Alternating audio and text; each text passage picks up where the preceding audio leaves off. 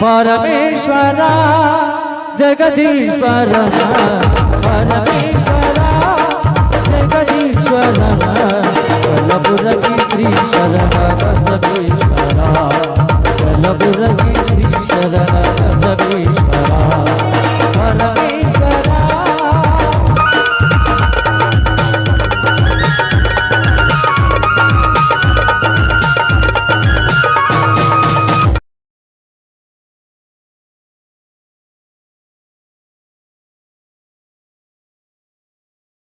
Permission ಎಲ್ಲಿದೆ ಕಾನೂನು?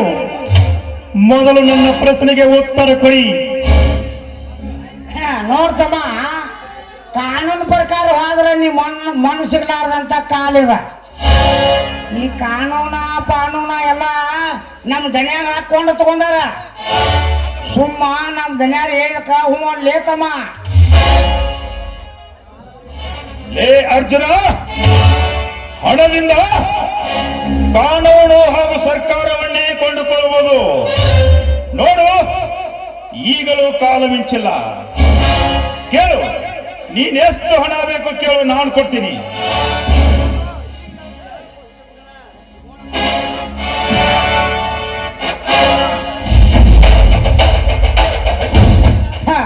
ನೋಡ್ತಮ್ಮ, ಇದ್ರಾಗ 3 ಲಕ್ಷ ರೂಪಾಯಿ ಅದಾವ. ಬೇಕಾದ್ರೆ ಹೂಗಳು ಹಚ್ಚಿ ಎನ್ಸ್ಕೋ. ಮತ್ತ ಅವಾಗ ಎಲ್ಲಾರ ಕಡಿಮೆ ಅದಾವ ತಂದಿಪ್ಪ, ನಮ್ಯಾಗ ಬಾಯ್ತು. ಕುಲಕರ್ಣಿ, ನಾನು ಮೊದಲೇ ಹೇಳಿರಲಿಲ್ಲ, ನನ್ನ ಕಂಡೀಷನ್ ಒಪ್ಪಿದ್ರೆ ಮಾತ್ರ ನಾನು ಹೊಲ ಕೊಡ್ತೀನಿ ಎಂದು.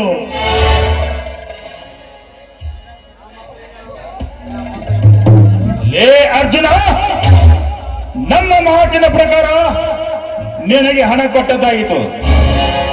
ಮತ್ಯಾವ ಕಂಡೀಷನ್ ನಿನ್ನದು? ಲೇ ಜಯರಾಜ್, ನೀವು ಕೊಡಬೇಕಾದ ಹಣವನ್ನು ನಿಮ್ಮ ಹತ್ತಿರ ಇಟ್ಟುಕೊಂಡು ಅಷ್ಟೇ ಆ ಹಣ ತಿಂದು 3 ದಿನ ಬದುಕಿ ತೋರಿಸಿರೋ ನೀವು ಜೀವಂತವಾಗಿ ಇದ್ರ ನಾನು ಮಾತು ಕೊಟ್ಟಂತೆ ಒಂದು ಹೊಲ ಬರೆದು ಕೊಟ್ಟು ಹೋಗ್ತೀನಿ. ಒಂದು ವೇಳೆ ನೀವೇನಾದ್ರೂ ಸತ್ತು ನಿಮ್ಮ ಹೆಣ ಮಣ್ಣಾಗ ಮುಚ್ಚಿ ಹೊಕ್ಕಿನಿ. ಏನಂತೀರಿ? ಏನರೇ ಕಟ್ಟೆ ಬಡವ, ಕಾಗದವನ್ನು ತಿಂದು ಬದುಕಲಿಕ್ಕೆ ನನ್ನೇನು ಕಟ್ಟೆಯನ್ನು ಮಾಡಿದ್ರೆ ರಾಸ್ಕಲ್. ಅಲ್ಲೋ ತಮ್ಮ, ಅನ್ನ ತಿಂದ ನೀರು ಕೊಡುವ ಬದುಕುವ ಕಾಲಿಗ, ರೊಕ್ಕ ತಿಂದ ಇದನ್ ಮಾಡತ್ತೆ ಅಂತ ಹೇಳ್ತಿಲ್ಲ ತಮ್ಮ. ಎಂತ ನಿಂದ ಕರಿಗಾಲ ಕಾಲಿದ.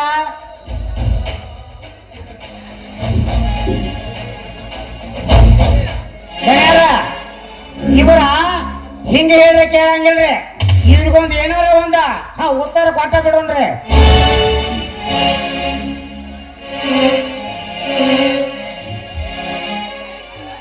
ಲೇ ಅರ್ಜುನ, ಹದ್ದಿನಂತೆ ಹರಿದು ತಿನ್ನಲು ಬಂದರೆ ಮರಳಿ ನಿನ್ನ ಕೊಪ್ಪಿದ ದೇಹವನ್ನು ತುಂಡು ತುಂಡಾಗಿ ಕತ್ತರಿಸಿ ನಾ ಸಾಕಿದ ನಾಯಿಗಳಿಗೆ ಹಾಕಬೇಕಾಗುತ್ತದೆ. ಎಚ್ಚರ!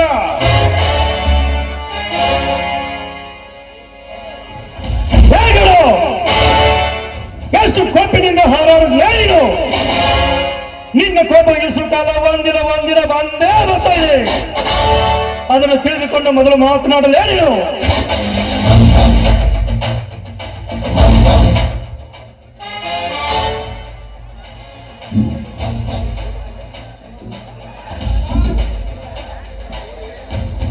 ಎಲ್ಲ ಸಕ್ಕಿನ ಬಿಡವ, ಬಾಯಿಗೆ ಬಂದಂತೆ ಮಾತನಾಡ್ತಾ ಇದೆಯಲ್ಲ. ನೀನೇನಾದರೂ ಹೆಚ್ಚಿಗೆ ಮಾತನಾಡಿದ್ದೇವೆ ಸೀದಾ ಯಮಲೋಕಕ್ಕೆ ಕಳಿಸಿ ಬಿಡ್ತೀನಿ. ಹುಷಾರ್!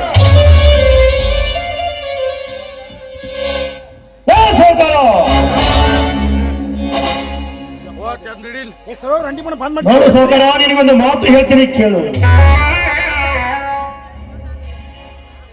ಒಪ್ಪಿದ ಮನಸ್ಸಿನಿಂದಕ್ಕೆ ಎದುರುಗಿಸಿ ಬಂದದ್ದೇ ನಿಜವಾದರೆ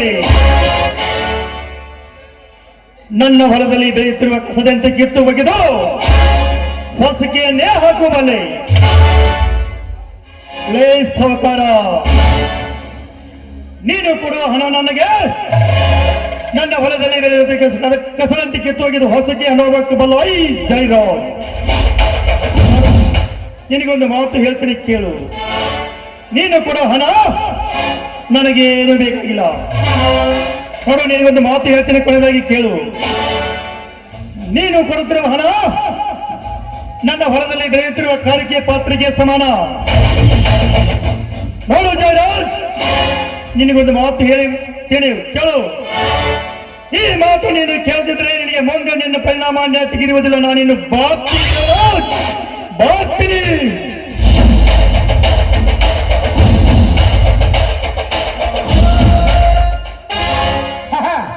ಅಲ್ರಿ ಗಣ್ಯವ್ರ, ಎಷ್ಟು ಸುಕ್ಕಿನ ಮಾತು ಮಾತಾಡಿ ಹೋದ್ರಿ ಅವ. ಅಲ್ರಿ ನಮ್ಮನ್ನ ಮಣ್ಣ ಮುಕ್ಕುತ್ತನ ತಾಂಡ್ರಿ ಅಂದ್ರೆ ಏನ್ ನಾವು ಪುಟ್ಟಬಾನು ಅಕ್ಕ ಕಂಡಂಕ ಅಂತೇನ್ರಿ ಗಣ್ಯಾರ. ಇದಕ್ಕೊಂದು ಏನಾರ ಪ್ಲಾನ್ ಮಾಡೇ ಬಿಡೋಣ್ರಿ. ಕುಲಕರ್ಣಿ,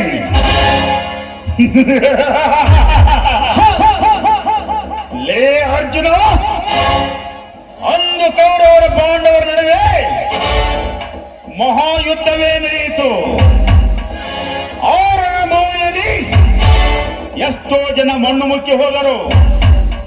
ಅದೇ ರೀತಿ ಹಿರಣ್ಯಕಶ್ಯಪ ತನ್ನ ತಮ್ಮನ ಸಾವಿನ ಸೇಡಿಗಾಗಿ ಎಷ್ಟೋ ಜನ ದೇವಾನು ದೇವತೆಗಳನ್ನೇ ಬಲೆ ತೆಗೆದುಕೊಂಡ. ಅದೇ ರೀತಿ ನಿನ್ನ ಸೇಡಿನ ಸಲುವಾಗಿ ನಿನ್ನ ಮನೆತನವನ್ನೇ ಸರ್ವನಾಶ ಮಾಡದಿದ್ದರೆ ನನ್ನ ಹೆಸರು ಜಯರಾಜನೇ ಅಲ್ಲ.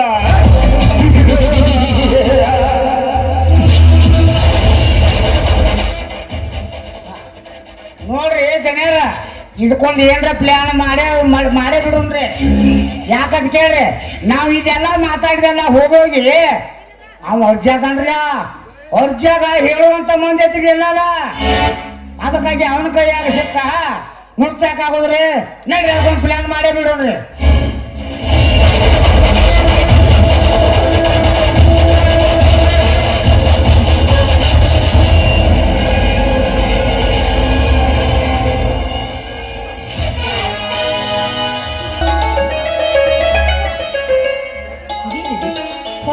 ಮೇಲೆ ಬಂದ್ರು ಕೂಡ ಇನ್ನು ನನ್ನ ಮಾವನ ಕೆಲಸ ಮುಗಿದಿಲ್ಲ ಅಂತ ಕಾಣಿಸುತ್ತೆ.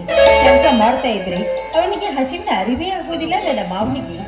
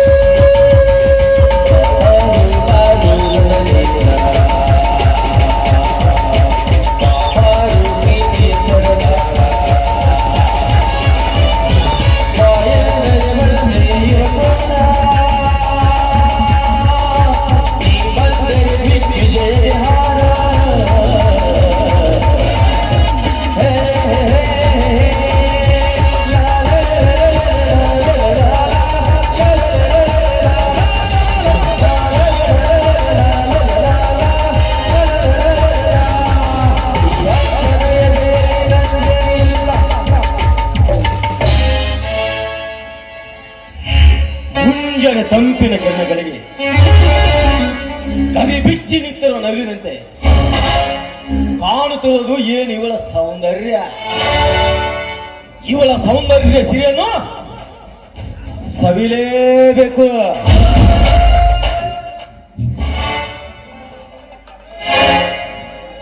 ಯಾರು?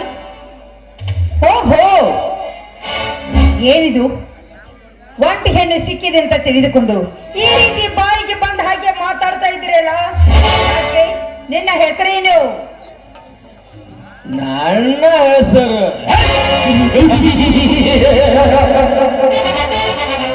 इंग्लिश नेम तो अर्थ किंग, हिंदी नाम से जवान का रस।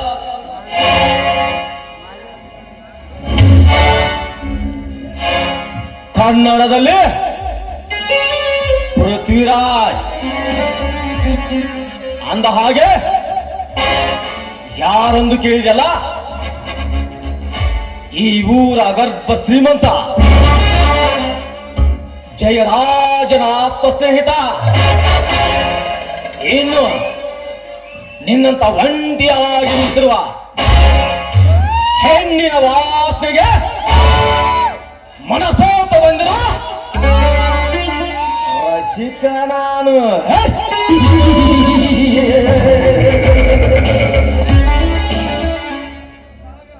ಅಂದಾಗ ವಾಸನೆ ಬೀಳ್ತಿರುವ ಇನ್ನಂತ ಹೆಣ್ಣಿನ ಸೌಂದರ್ಯ ಸವೆಯಲು ನನ್ನ ಮನಸ್ಸು ಹೊಚ್ಚೆದ್ದು ಎಳೆದುಕೊಂಡು ಬಂದಿದೆ. ಇದರಲ್ಲಿ ತಪ್ಪು ಅಂತ ಇಲ್ಲ. ಒಂಟಿ ಹೆಣ್ಣು ಸಿಕ್ಕಿದೆ ಅಂತ ತಿಳಿದುಕೊಂಡು ಬಾಯಿಗೆ ಬಂದ ಹಾಗೆ ಮಾತಾಡ್ತಾ ಇದೆಯಲ್ಲ, ತಪ್ಪು ಅಂತ ಹೇಳ್ತೀನಿ.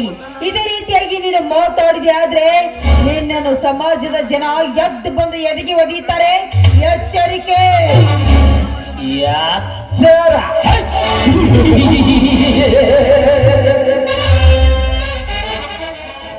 ನೋಡುವ ಜನಗಳು ಎದ್ದು ಬಂದು ಚಪ್ಪಲಿ ತೆಗೆದುಕೊಂಡು ಹೊಡೆಯುವ ಕಾಲವಲ್ಲ ಇದು.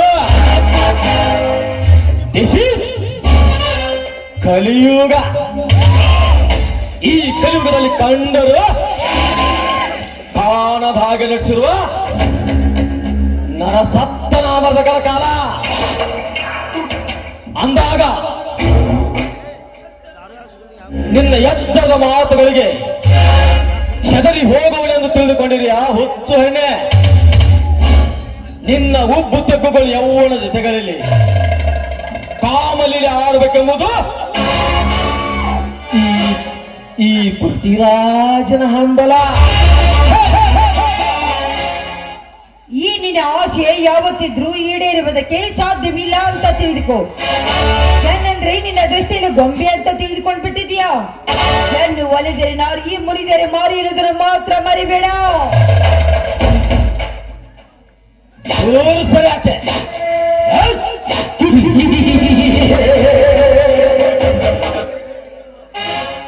ಕೈಗೆ ಸಿಕ್ಕಿರುವ ಹಣ್ಣನ್ನು ಮೇಲೆ ಕೇಸುವ ಪಾಂಡನಲ್ಲ ಈ ಪೃಥ್ವಿರಾಜ್. ಸಿಕ್ಕ ಹಣ್ಣನ್ನು ಮನ ಬಂದಂತೆ ಹಚ್ಚಿ ಕಚ್ಚಿ ತಿನ್ನುವುದು ಈ ಪ್ರಳಯಾಂತಕನ ಹಂಬಲದ ಹಠ. ಹಂಬಲದ ಹಠ.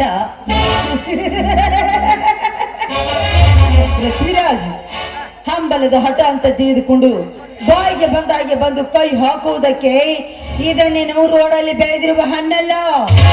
ಇದು ಮಾನವಂತ ಮನೆತನದಲ್ಲಿ ಬೆಳೆದಿರುವ ಹಣ್ಣು. ಈ ಹಣ್ಣಿಗೆ ನೀನು ಕೈ ಹಾಕೋದಕ್ಕೆ ಪ್ರಯತ್ನ ಪಟ್ಟಿದೆಯಾದ್ರೆ ನನ್ನ ಮಾವಂದಿರು ಬಂದು ನಿನ್ನ ಬಾಯಿಯೊಳಗಿನ ಹಣ್ಣನ್ನು ಕಿತ್ತಾರು ಜೋಕೆ. ಮಾನವಂತರ ಮಣಿತಾಣದ ಹೆಣ್ಣು.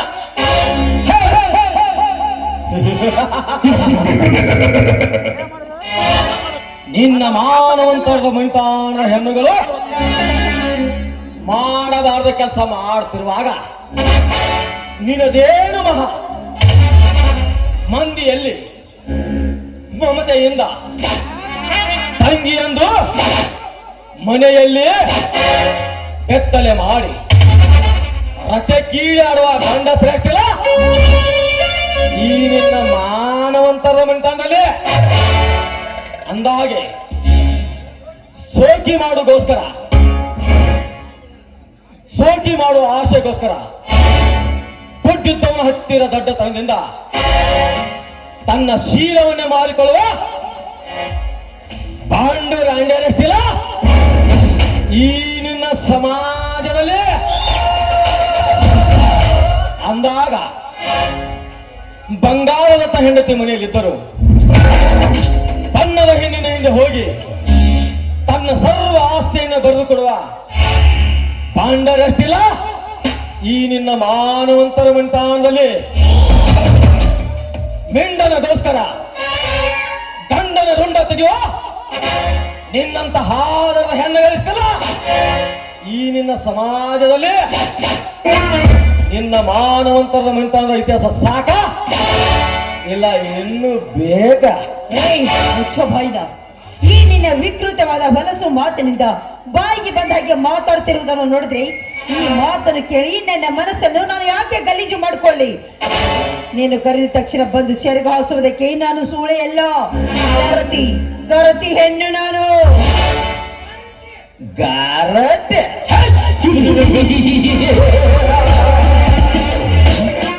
ಶ್ರೀರಾಮನಂತ ಗಂಡ ಮನೆಯಲ್ಲಿದ್ದರು. ಮಿಂಡನಿಗೆ ಸೆರಗು ಹಾಸಿ ಗರ್ಭವತಿ ಆಗಿ ಬಂದು ಗಂಡನಿಗೆ ಗರ್ಭ ನಿಂತಿದಂತೆ ಹೇಳಿ ಊರಿಗೆಲ್ಲ ಊಟ ಹಾಕ್ಸೋ ಸೋಗಿನ ಬಂದು ಅಂಡಷ್ಟಲ್ಲ ಈ ನಿನ್ನ ಸಮಾಜದಲ್ಲಿ ನೀನು ಸೂಳೆ ಆದರೇನು ಗಾರತಿ ಆದರೇನು? ಒಟ್ಟಿನಲ್ಲಿ ನಿನ್ನ ಯೌವನದ ಮನೆಯಲ್ಲಿ ಆನಂದ ಪಡಿಬೇಕೆಂಬುದು ಈ ಪೃಥ್ವಿರಾಜನ ಹಂಬಲ.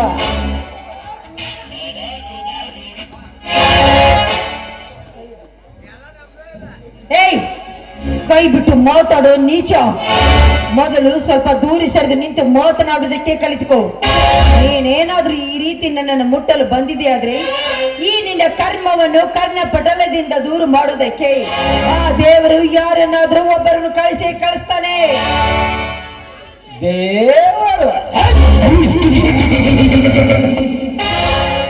ದೇವರು ಬರೋ ತಿಳಿಸಿಕೊಡೋ ಜಾಗ ಇದಲ್ಲ ಡಾರ್ಲಿಂಗ್. ನಿನ್ನ ಗೊಡ್ಡು ಬೆದರಿಕೆಗೆ ಹೆದರೋಣಲ್ಲ ಈ ಪೃಥ್ವಿರಾಜ್.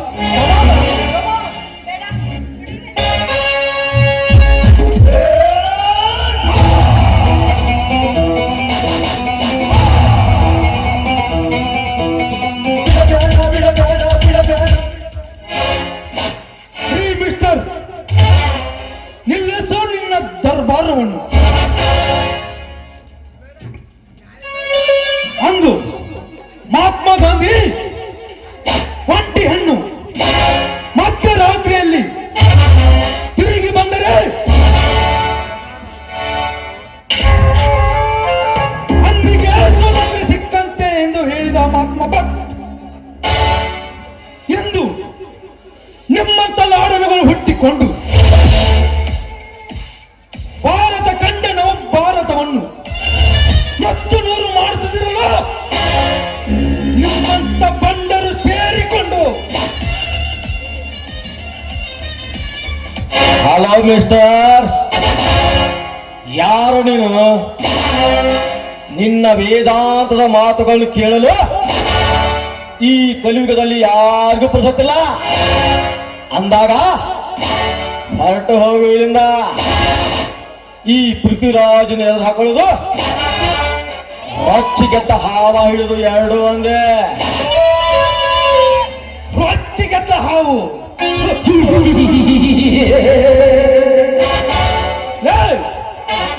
ನಿಮ್ಮಂತ ರೊಚ್ಚಿಗೆದ್ದ ವಿಷ ಸರ್ಪಗಳನ್ನು ಬಚ್ಚಿ ಹಾಕಿ ಹಿಡಿದು ಹಲ್ಲು ಕತ್ತು ಪಂಜಿನಾದದಿಂದ ಆಟ ಆಡಬಲ್ಲ ಈ ಹಾವಾಡಿಗ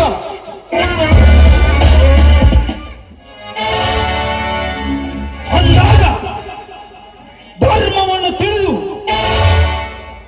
ಬಡವರ ಮೇಲೆ ಅಟ್ಟಹಾಸದಿಂದ ಮೆರೆಯುತ್ತಿರುವ ನಿಮ್ಮಂತ ಪುಂಡಾಟಿಕೆಯನ್ನು ಬುಡ ಸಮೇತ ಕಿತ್ತುಗಿಯಲು ಕರ್ಮವೆಂಬ ಕಾಲಘಟ್ಟದಲ್ಲಿ ಬಹುದೂರು ಕಂಡು ಹುಟ್ಟಿ ಬಂದಿರುವನು ಈ ಕಲಿಯುಗದಲ್ಲಿ ಕಾರಣ. ಕಲಿಯುಗದ ಕಾರಣ ಅಂದು ಮಹಾಭಾರತದಲ್ಲಿ ಕೌರವರನ್ನು ಗೆಲ್ಲಿಸಿಕೊಡಲಾಗದ ಕಾರಣ ಇಂದು ಈ ಪೃಥ್ವಿರಾಜನ ಶೇಡಿನ ಹೊಡೆತಕ್ಕೆ ಸಿಕ್ಕು ಸಾಯಲಿಕ್ಕೆ ಸಿದ್ಧನಾಗಿ ಬಂದಿರುವೆ. ಹೊರಟು ಹೋಗು ಇಲ್ಲಿಂದ.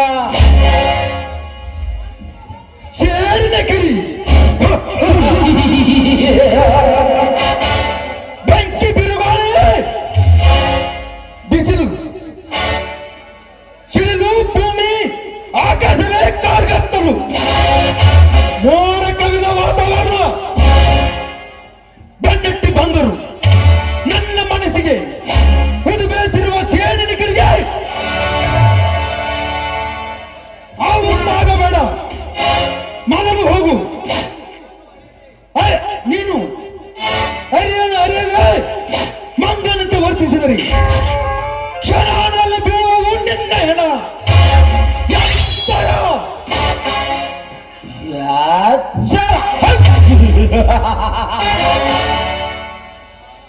ಆಡಂಬರದ ಮಾತುಗಳನ್ನು ಆಡಿ ಅಡಿಪಾಯದಲ್ಲಿ ಸಿಕ್ಕಿಕೊಂಡು ಸಾಯಬೇಡ. ನನ್ನ ಕಾಮದ ಜಾಲಿಗೆ ಮತ್ತಷ್ಟು ಸೀಮೆಯನ್ನು ಸುರಿದು ಆ ಉರಿಯ ಜಾಲೆಯಿಂದ ನಿನ್ನನ್ನು ಸುಟ್ಟು ನಾಯಿ ಅಂತೇಳುವ ಹಾಗೆ ಮಾಡದಿದ್ದರೆ ನನ್ನ ಹೆಸರು ಪೃಥ್ವಿರಾಜ್ನೇ ಅಲ್ಲ.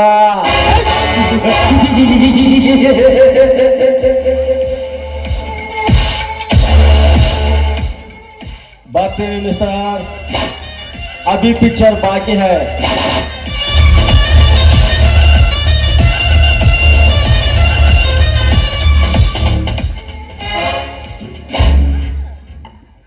ಹೋಗಲೇ ಹೋಗು. ಮುಂದೆ ನೀವು ಮಾಡುತ್ತಿರುವ ಅನ್ಯಾಯ ಅಕ್ರಮಗಳಿಗೆ ಅಡ್ಡಗೋಡೆಯಾಗಿ ನಿಂತಿರುವ ಕರ್ಮ ತುಂಬಿದ ಈ ಊರಿನಲ್ಲಿ ಕರ್ಮ ತುಂಬ ಹಾಗೆ ಮಾಡುವುದೇ ಹೋದರೆ ನನ್ನ ಹೆಸರು ತಿಳಿದ ಕರ್ಣನೇ ಅಲ್ಲ. ಯಾರಪ್ಪ ನೀನು? ಸರಿಯಾದ ಸಮಯಕ್ಕೆ ಬಂದು ನನ್ನ ಮಾನ ಪ್ರಾಣವನ್ನು ಕಾಪಾಡಿದೆ. ನೀನು ಮಾಡಿರುವ ಈ ಉಪಕಾರಗಳು ನಾನು ಯಾವತ್ತಿದ್ರೂ ಮರೆಯುವುದಿಲ್ಲ. ಹೇಳಮ್ಮ, ಎದ್ದೇಳು. ಯಾರಮ್ಮ ಅವನು? ರಾಕ್ಷಸ. ಏಕೆ ನಿನ್ನ ಮೇಲೆ ಬಲಾತ್ಕಾರಕ್ಕೆ ಆಸೆ ಪಟ್ಟ? ಅವನು ಈ ನಮ್ಮ ಊರಿನ ಆಗರ್ಭ ಶ್ರೀಮಂತ ಜಯರಾಜನ ಆಪ್ತ ಸ್ನೇಹಿತ. ಅವನ ಕೆಲಸ ಅಂದ್ರೆ ಯಾವ್ದಾದ್ರು ಒಂದು ಹೆಣ್ಣು ಕಂಡ್ರೆ ಸಾಕು ಅವಳ ಸೀರೆ ಹರಿಣವನ್ನು ಮಾಡುದು, ಅದನ್ನು ಮುಚ್ಚಿ ಹಾಕಿಕೊಳ್ಳೋದಕ್ಕೋಸ್ಕರವಾಗಿ ಜೈಲಿಗೆ ಕಳಿಸಿದ್ರೆ ಹಣದ ಬಲದಿಂದ ಹೊರಗೆ ಬರುದು. ಈ ರೀತಿ ಮಾಡ್ತಾ ಇರ್ತಾರೆ ಪಾಪಿಗಳು.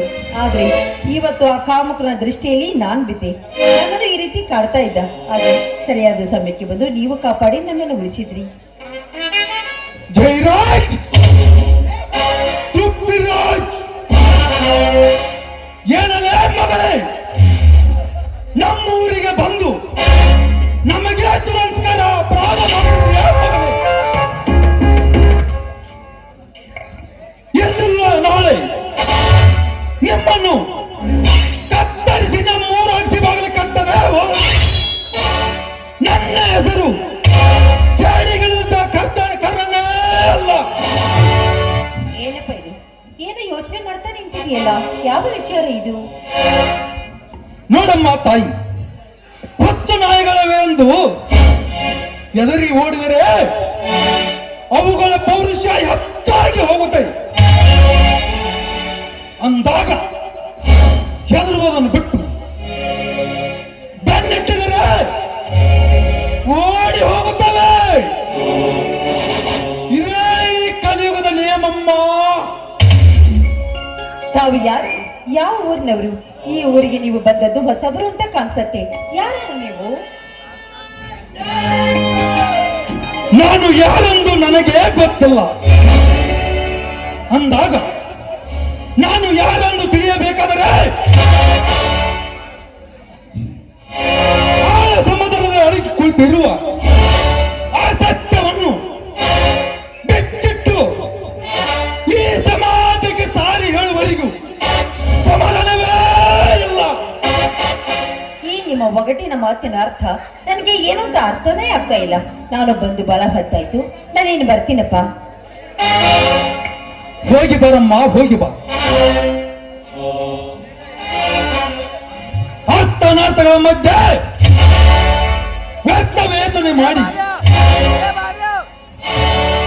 ಸಾರ್ಥಕ ವಿಚಾರವನ್ನು ಸಮಾಜಕ್ಕೆ ಸಾರಿ ಹೇಳುವವರೆಗೂ ಸಮಾಧಾನವೇ ಇಲ್ಲ. ಲೇ ಜಯರಾಜ್, ಬಡವರ ಮೇಲೆ ಅಟ್ಟಹಾಸದಿಂದ ಮೆರೆದು ಬಡತನದವರ ಮನೆಯಲ್ಲಿ ಕಿತ್ತು ಕಂಡ ನಿನ್ನ ಹಣವನ್ನು, ಗೋಡಿಟ್ಟ ನಿನ್ನ ಮನೆಯಲ್ಲಿದ್ದ ಹಣವನ್ನು ಒಂದಿಲ್ಲ ಒಂದು ದಿನ ನಿನ್ನ ಅರಮನೆ ಹೊಕ್ಕು ನಿನ್ನ ರೊಂಡವನ್ನು ತೆಗೆದು ಎಂತಾಗಿ ಕತ್ತರಿಸಿ 10 ನೂರಿ ನಾಯಿಗಳಿಗೆ ಹಾಕದೆ ಹೋದರೆ ನನ್ನ ಹೆಸರು ಸಿಡಿದಂತ ಕರ್ಣನೇ ಅಲ್ಲ. ಬರ್ತಲ್ಲ ಮಗನೇ.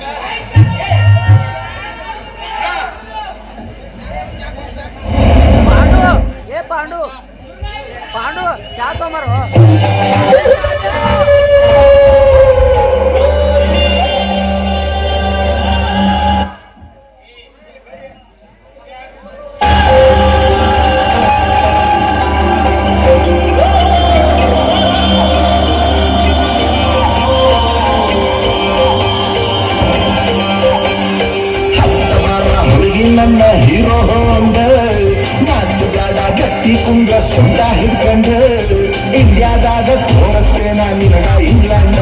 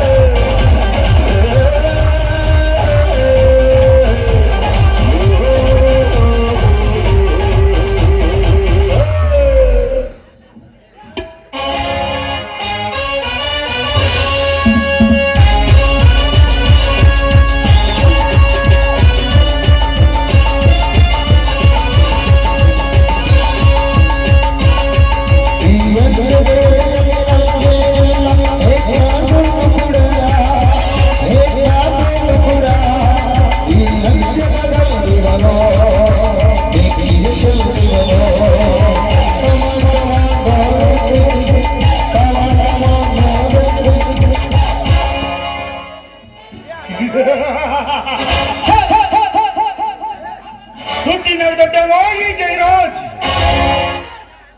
ದೌಲತ್ನಾಗ ದೊಡ್ಡವಾಗಿ ಜೈರಾಜ್.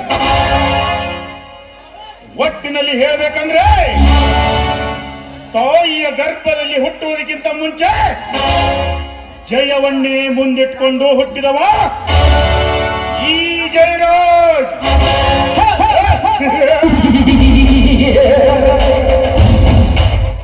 ಏ ಗುರುಲಿಂಗ, ಹಾಲಿನಂತಿರುವ ನಿನ್ನ ಸಂಸಾರದಲ್ಲಿ ಹಾಲಾಹಲವನ್ನೆಬ್ಬಿಸಿ ಆ ನಿಮ್ಮ ಅಣ್ಣ ತಮ್ಮಂದಿರಲ್ಲಿ ಭೇದ ಭಾವವನ್ನು ತುಂಬಿ ನಿಮ್ಮ ಮನೆತನವನ್ನೇ ಸರ್ವನಾಶ ಮಾಡದಿದ್ದರೆ ಮೇರಾ ನಾಮ್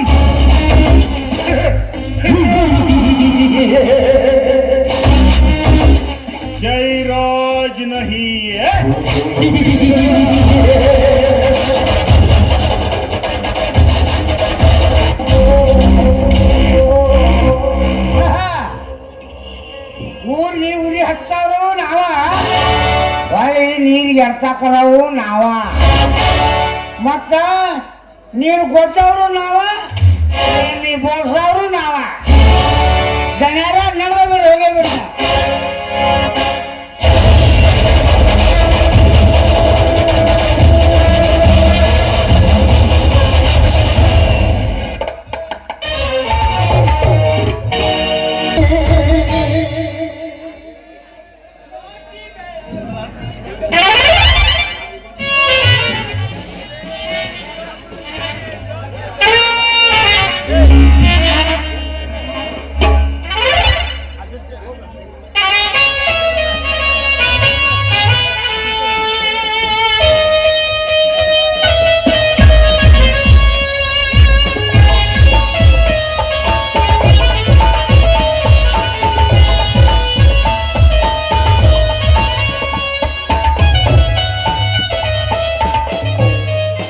ಏನಿದು ಅಣ್ಣ ಹಾಗೂ ಗಂಗಾ ಬರ್ತೀನೆಂದು ಹೇಳಿದ್ರಲ್ಲ, ಇಷ್ಟೊತ್ತಾದರೂ ಏಕೆ ಬರ್ದಿಲ್ಲ?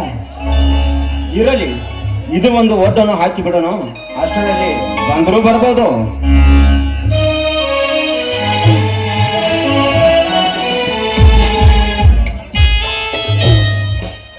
ರೀ ಮಿಸ್ಟರ್, ಈ ಊರಿನ ಶ್ರೀಮಂತ ಸಾವುಕಾರ ಜಯರಾಜನ ಜಮೀನು ಎಲ್ಲಿದೆ ಅಂತ ಸ್ವಲ್ಪ ತೋರಿಸ್ತೀರಾ?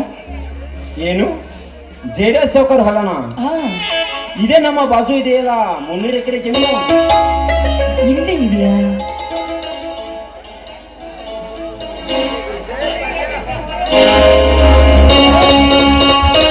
ಏನಿಲ್ಲಿ ಏನಿದೆ ದಿವಸ ಕೈಯಲ್ಲಿ ಸಲಿಕೆ ಉಟ್ಟಿರುವುದು ಲಪಾಟಿ.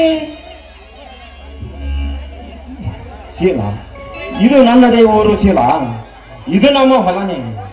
ನಮ್ಮ ಅಣ್ಣ ಅತ್ತಿಗೆ ಬರ್ತೀನೆಂದು ಹೇಳಿದರು, ಅದಕ್ಕೆ ಕೆಲಸ ಮಾಡುತ್ತಿದ್ದೆ. ಶಂಕರ್, ಇದು ಕೂಡ ನಮ್ಮ ಊರಿನ, ಯಾಕಂದ್ರೆ ಈ ಊರಿನ ಜೈನ ಸರ್ಕಾರ ನನ್ನ ಸ್ವಂತ ಅಣ್ಣ. ಹೌದು, ನೀನು? ಇದು ನಮ್ಮ ಹೊಲನೇ ಶೀಲ. ಈ ನಮ್ಮ ಅಣ್ಣ ಬರ್ತಾನೆಂದು ಹೇಳಿದರು, ಅದಕ್ಕೆ ಕೆಲಸ ಮಾಡುತ್ತಿದ್ದೆ. ಹಬ್ಬ, ಎಂತ ಆಶ್ಚರ್ಯ ನೋಡಿದೆ ಶಂಕರ್. ನಮ್ಮಿಬ್ಬರದು ಒಂದೇ ಊರಾದ್ರೂ ಗೊತ್ತೇ ಆಗಲಿಲ್ಲ. ಆದ್ರೂ ನಮ್ಮಿಬ್ಬರ ಪ್ರೀತಿ ಮುರಿತು ಅಂತ ತಿಳ್ಕೊಂಡಿದ್ವಿ. ಆದ್ರೆ ಆ ದೇವರು ಮತ್ತೆ ನಮ್ಮನ್ನು ಒಂದು ಗುಡಿಸಿದ. I love you Shankar. ಇನ್ನು ಮುಂದೆ ಈ ಪ್ರೀತಿ ಮುಂದುವರಿಯಲೇ ಶೀಲ. ಏನ್ ಮಾತನಾಡ್ತಾ ಇದ್ದೀಯ ನೀನು? ನಮ್ಮಿಬ್ಬರ ಪ್ರೀತಿಯ ಬಗ್ಗೆ ಏನೇನು ಆಸೆ, ಎಷ್ಟೆಷ್ಟು ಕನಸುಗಳು ಕಟ್ಟಿಕೊಂಡಿದೀವಿ ಅಂತ ಗೊತ್ತಲ್ಲ? ಕಟ್ಟಿಕೊಂಡಿದ್ದೀವಿ ನಿಜ ಶೀಲ, ಆದ್ರೆ ಅವಾಗ ನಾನು ಯಾರು ಅಂತ ಗೊತ್ತಿರಲಿಲ್ಲ, ನೀನು ಯಾರು ಅಂತಾನೂ ಗೊತ್ತಿರಲಿಲ್ಲ. ಆ ನಿಸರ್ಗವೇ ನಮ್ಮಿಬ್ಬರ ಪ್ರೇಮಕ್ಕೆ ಮಿಲನ ಹಾಡಿತು. ಈಗ ನೀನು ಶ್ರೀಮಂತರ ಮನೆಯ ಸುಕನ್ಯಾಮಣಿ, ಮೇಲಾಗಿ ಈ ಊರಿನ ಯುವರಾಣಿ.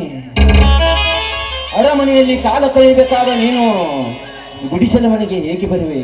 ಇದು ಸಾಧ್ಯವಿಲ್ಲ ಶೀಲ, ಇದು ಸಾಧ್ಯವಿಲ್ಲ. ಅಂದ್ರೆ ನಿನಗೆ ನನ್ನನ್ನು ಸಾಕ್ಲಿಕ್ಕೆ ಆಗೋದಿಲ್ಲ ಅಂತ ನೇರವಾಗಿ ಹೇಳ್ತಾ ಇದೀಯ?